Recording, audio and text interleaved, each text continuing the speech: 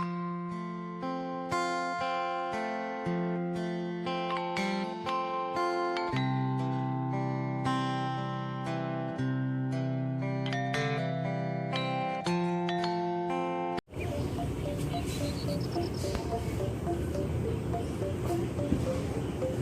Swastiastu, bertemu lagi di Bincang Dharma bersama BPH Jawa Tengah, teman-teman Dharma ya. Kali ini bersama saya Anak Agung Sugaratmaja ya. Ini baru pertama kalinya untuk saya membawakan acara seperti ini. Dan kali ini saya ditemani oleh Bapak Anak Agung Ketut Darmaja selaku Ketua PHDI Jawa Tengah, dan kita akan membicarakan tentang topik yang ini sangat penting untuk generasi muda sekarang, karena banyak generasi muda setidaknya di angkatan saya yang mungkin mulai pudar rasa ibunya atau perasaan jiwa-jiwa satria dari Bali. Nah, topik hari ini yang kita akan obrolkan adalah kesatria Dharmika dalam era global. Mungkin Bapak Agung boleh diperjelas dulu arti dari kesatria Dharmika sendiri itu apa? Baik, sedulur sedharma dimanapun berada, Om Swastiastu. Om Swastiastu.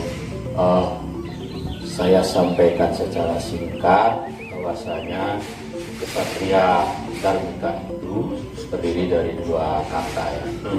Kesatria itu artinya orang-orang pemberani, orang yang kuat. Mungkin secara kedudukan terhormat disebut beliau seorang raja. Ya, tapi intinya adalah orang yang memiliki karakter pemberani, pelopor, patriotik. Sedangkan kata Dharmika adalah bermakna menegakkan kebenaran, memiliki sifat-sifat atau karakteristik menjunjung tinggi kebenaran, kejujuran, dan keadilan. Oleh karena itu kesatria Dharmika itu adalah seseorang yang memiliki keberanian, kepeloporan untuk menegakkan kebenaran, kejujuran, dan keadilan. Itu pengertiannya seperti itu. Apakah hal-hal tersebut itu yang kesatria Dharmika itu Bapak Agung sendiri melihatnya bagaimana di anak muda sekarang, atau mungkin tidak hanya di anak muda tapi lebih ke umat Hindu saat ini, apakah itu masih berlaku? Saya kira tidak hanya rekan-rekan juga yang harus memiliki sifat-sifat keberanian ini atau kesatria ini. Semua kita orang itu ada di dalam warna apapun. Yang selama ini kita kenal dengan istilah Brahmana warna, lebih khusus kesatria warna, dan Waisya warna, terus Sudra warna. Jadi semuanya harus memiliki jiwa peloporan, jiwa yang berani dalam menegakkan dharma. Dharma di sini dalam pengertian kita adalah menegakkan dharma Nusantara ini. Karena apa? Di era global ini banyak tantangan oleh umat Hindu yang diterima. Penilaian-penilaian terhadap ajaran Hindu banyak yang tidak bersesuaian, sehingga muncul penilaian yang merendahkan, yang menistakan, yang melecehkan. Oleh karena itu semua umat Hindu Dharma, ya tentu juga rekan-rekan muda kita yang terwadahi dalam perhimpunan pemuda Hindu, yang ada di Kesatuan Mahasiswa Hindu Dharma, maupun perkumpulan taruna-taruni dimanapun berada, saya kira semangat kekesatriaan Dharmika ini harus dimiliki untuk menegakkan Hindu Dharma kita di negara Kesatuan Republik Indonesia, sehingga tidak mudah direndahkan, tidak mudah dilecehkan. Ini tugas kesatria Dharmika. Ya, jadi gitu. Berarti ini sebenarnya untuk semua orang, masing-masing umat Hindu tak terkecuali untuk Satria Warna saja. Kesatria Warna di sini bisa kita luaskan maknanya bahwa siapapun diri kita, berprofesi apapun kita. Kalau dalam konteks Kesatria Warna memang sering disebutkan profesi yang paling ideal adalah sebagai Tentara Nasional Indonesia, sebagai Polri. Itu secara profesi. Tetapi secara hakikat, secara karakter, setiap orang harus memiliki jiwa kesatria, jiwa pemberani, kuat, patriotik dalam menegakkan Hindu Dharma ini. Oleh karena itu disebutkan secara khusus memang di dalam kitab suci kita, Manawa Dharma Sastra Adhyaya 1 sloka 89. Ini dijelaskan di sana sebagai berikut. Prajanam, Raksanam, Danam. Jadi ini Prajanam, Raksanam, Danam itu melindungi rakyat. Prajanam itu rakyat. Kemudian memberikan kesejahteraan. Danam. Ijya melakukan yatnya, upacara-upacara yatnya, kemudian Adhyanam Weda, belajar tentang Weda. Kalau kita bahasa sekarang itu literasi Weda kita harus diperluas. Nah, inilah yang disebut tugas kewajiban kesatria. Nah, di samping itu juga ada Wisayasya Prasaktija. Jadi seorang kesatria itu dia harus mengendalikan kedekatan, ketertarikannya terhadap hawa nafsunya, dan selalu bertindak adil, tidak terjebak oleh kenikmatan jasmani, kenikmatan dunia. Saya kira bagi seorang patriotik, bagi seorang pelopor, bagi seorang prajurit gitu ya, atau bagi seorang pemberani, sifat-sifat ini harus kita. Nah, kenapa demikian? Terkait dengan situasi global dewasa ini, kecenderungan manusia yang paling ingin dikedepankan itu adalah kebebasan. Kebebasan individu, bebas berbicara, bebas beropini. Nah, ini kan globalisasi ideologi namanya. Jadi orang bebas bicara agama, nyentil agama orang lain sama sekali tanpa merasa bersalah. Nah, padahal kalau kita berbicara dalam konteks bernegara, ideologi seperti itu, di mana menyinggung agama orang lain, intoleran terhadap agama orang lain, tidak dibenarkan oleh Pancasila.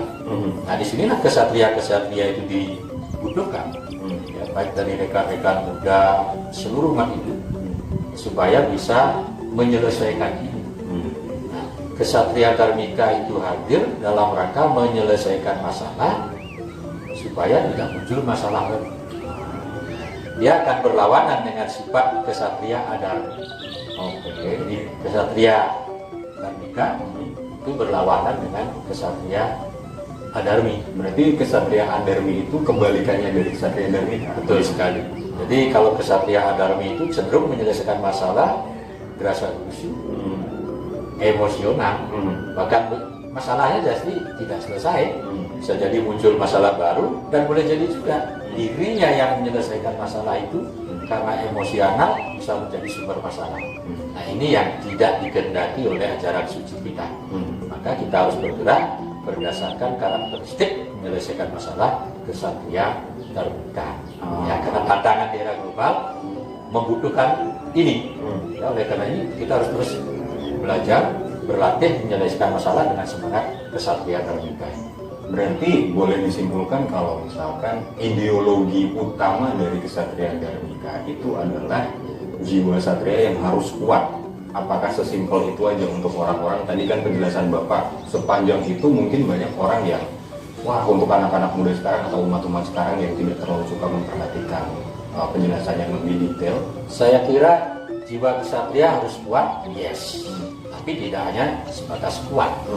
Ya, jadi kuat dalam pengertian Hindu Dharma itu harus digandengkan dengan widya, knowledge. Dia harus berwawasan luas, ya, widya, ini berwawasan luas.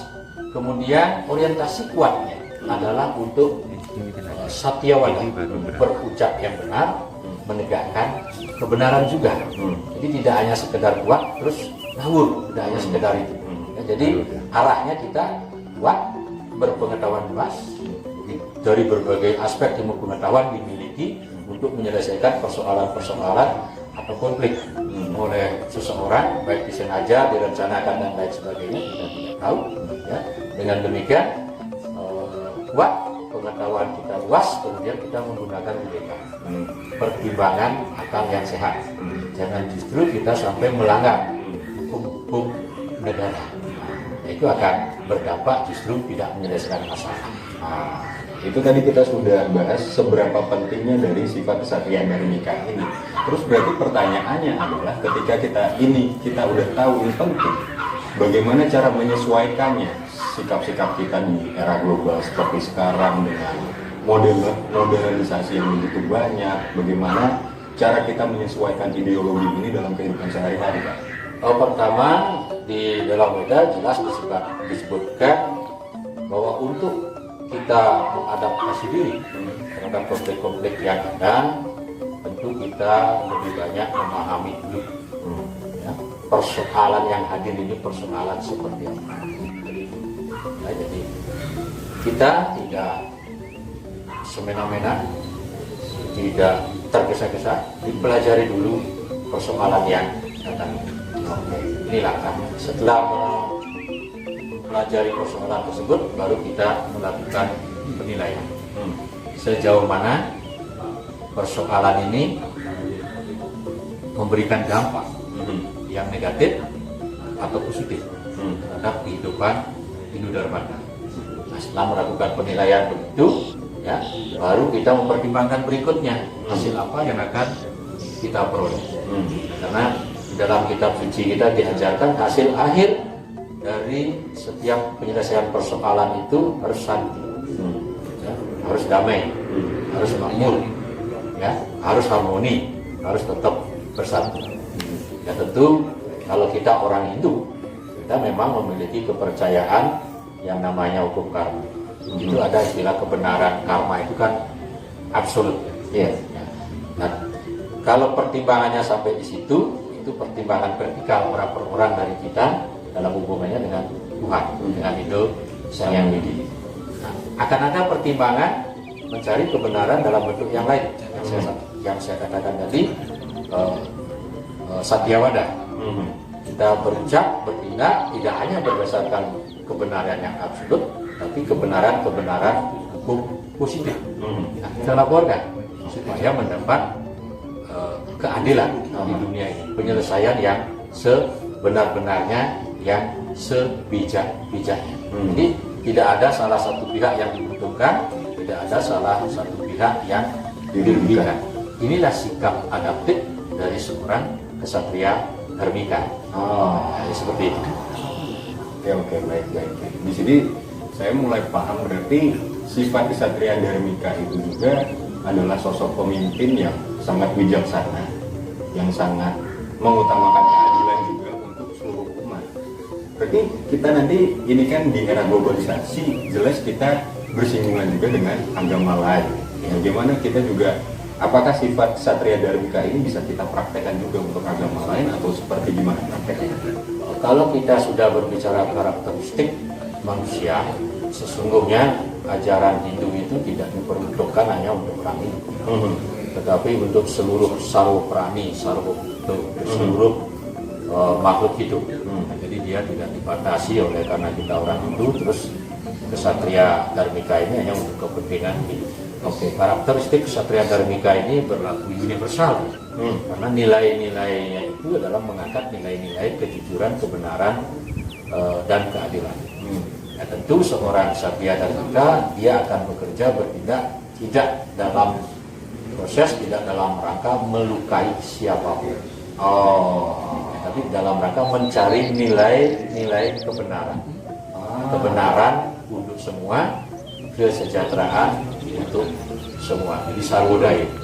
Jadi baik, benar, sejahtera untuk semua. Itu kesatria dharmika. Berarti kita di sini juga mengajak seluruh umat dengan agama apapun itu untuk mencari kebenaran bersama-sama juga ya. Idealismenya seperti itu. Tetapi kan kita selalu menghadapi ada cara pandang yang berbeda, opini-opini yang berbeda, yang boleh jadi menyudutkan satu agama tertentu. Tapi kesatria dharmika tidak akan melakukan itu. Tetapi kalau agamanya mengalami penyudutan seperti itu, itu juga kesatria dharmika tidak akan pernah diam. Karena dia ingin menciptakan, mendapatkan suatu keadilan. Oleh karena itu ada proses yang harus dia teruskan. Nah, di sini dia akan berhubungan tentu tidak hanya untuk dirinya sendiri, ada negara dalam hal ini pemerintah, ada aparat hukumnya yang akan menegakkan itu. Nah, ada koordinasi lebih jauh untuk menyelesaikan. Cara kerjanya Kesatria Dharmika seperti ini. Tidak emosional, tidak mencari keuntungan bagi dirinya sendiri. Berarti ini kan berlaku untuk semua orang, tidak terikat apakah dia seorang tentara, seorang pelindung negara atau apapun itu. Berarti ini bisa ditumbuhkan dari diri sendiri.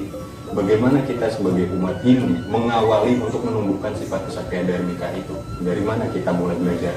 Iya, pertama-tama ketika kita masih anak-anak berada di dalam institusi keluarga, lebih banyaklah belajar ini di institusi keluarga kita. Termasuk bagaimana kebenaran-kebenaran agama yang mesti kita pahami, supaya kita tidak mudah menyalahkan agama orang lain dengan agama yang kita anut.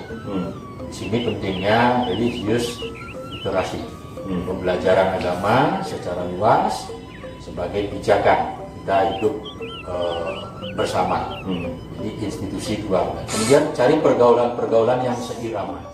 Bagi rekan-rekan muda, cari pergaulan yang seirama, yang tidak mudah mendoktrin otak kita ini, mendoktrin hati kita ini untuk dengan gembira melukai orang lain.